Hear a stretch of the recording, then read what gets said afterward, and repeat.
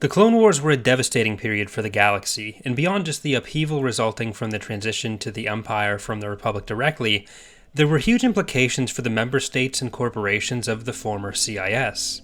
For some of them in the post-war period, this simply meant complete disintegration. The Corporate Alliance and Commerce Guild, for example, were entirely abolished, with their assets either nationalized by the Empire or sold off to interests in the corporate sector. Others managed to escape this fate, either because they were seen to be useful entities to keep around for a political reason, or because their abolition would leave some sort of administrative hole, or both. The Intergalactic Banking Clan was one such example. The Muns had been an integral part of the galaxy since at least the early days of the Galactic Republic, and the Banking Clan spent millennia bankrolling governments, settlement projects, wars, and anything else that required credits to back it.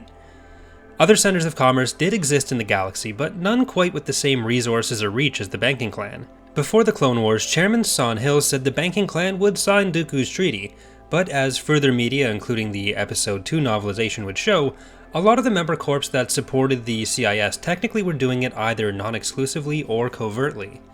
The Trade Federation and the Banking Clan in particular both maintained representation in the Senate despite being huge parts of what we'd think of as the CIS. Dealings by Senator Rush Clovis of the Banking Clan would expose the extent of the clan's involvement beyond the open double dealing it was already doing. But even within the Republic, too many financial ties relied on the clan, so forcing them out was seen as untenable.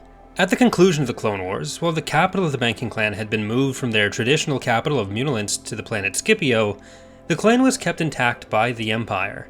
They were nominally still under the rule of the Core Five, a governing body of financial moguls, but in reality Palpatine had taken control of the central vaults, and while the Banking Clan was technically able to continue their banking operations as before, they were now under the watchful eye of the Imperials, particularly Moff Boyce and his flagship the Exchequer, which was as effective at preventing dealings with the Empire's enemies as direct regulations were.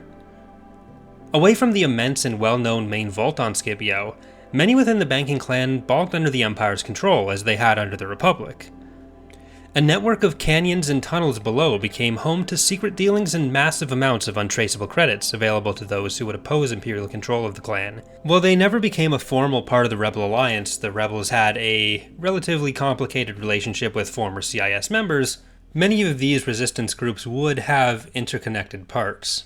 It also wasn't unheard of under the Imperial period for bounty hunters or wayward Force sensitives hiding from the Empire to pose as government officials or executives, attempting to earn credits to get them through the war. Direct Imperial control of the clan's operations below a surface level was almost as much a work of fiction as the idea that they were truly independent was. Following Endor, the territory of the Banking Clan remained within the Empire for decades, with the clan still intact. Planets controlled by the Banking Clan were even ravaged by the Yuuzhan Vong, particularly Munilinst, though they were able to recover by the time of the Second Galactic Civil War. This control would go on until the closing period of Legends, where nearly 150 years after Yavin, the remains of the Empire finally seemed on the verge of reorganizing with what remained of the Galactic Federation.